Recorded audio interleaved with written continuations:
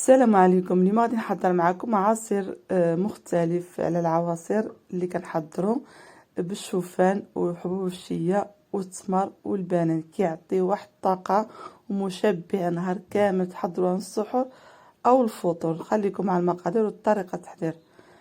عندي هنا جوج ديال الموزات، جوج البنانات يكونوا الحجم الكبير، والكميه كتبقى حسب الافراد الاسره وحسب الكميه اللي بغيتو. انا عندي هنا غير نصف لتر من الحليب، عندي كميه قليله. نتوما تقدروا تحضروا بالكميه كثيره على حسب الافراد الاسره اللي عندكم.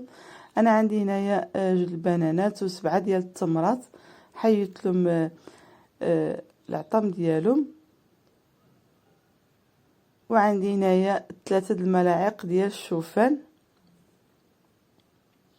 هاد العصير صحي وكيعطي الطاقه ومشبع وكيقوي حتى المناعه، وفيه الفيتامينات، جميع الفيتامينات اللي موجوده فيه، يعني صالحه لكلشي.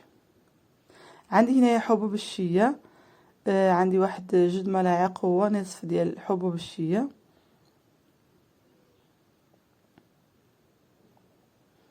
غادي نقطع بالمقص.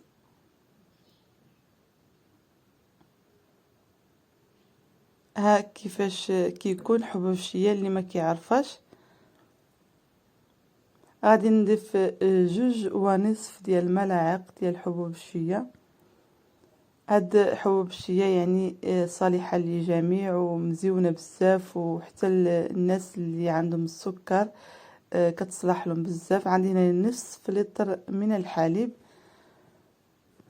صافي، وغادي نطحن الكل. ما ضفتش انا السكر حيتاش الموز حلو والتمر كذلك حلو، يعني بلا ما نضيف السكر. انا العصير اي عصير ما كيعجبنيش نضيف له السكر، كنخليه على الطبيعه ديالو. صافي هنايا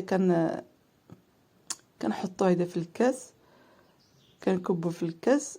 انا هاد الكميه اللي خرجت لي، هاد الكميه هادي يعني نصف لتر الحليب فقط، وانتم تقدروا يعني تضاعفوا الكميه حسب الافراد الاسره.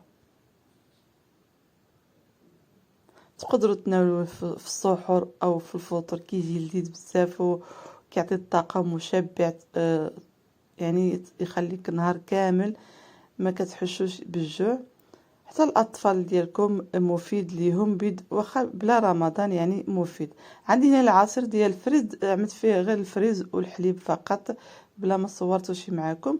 صافي، هذا الشكل النهائي. بسلام عليكم.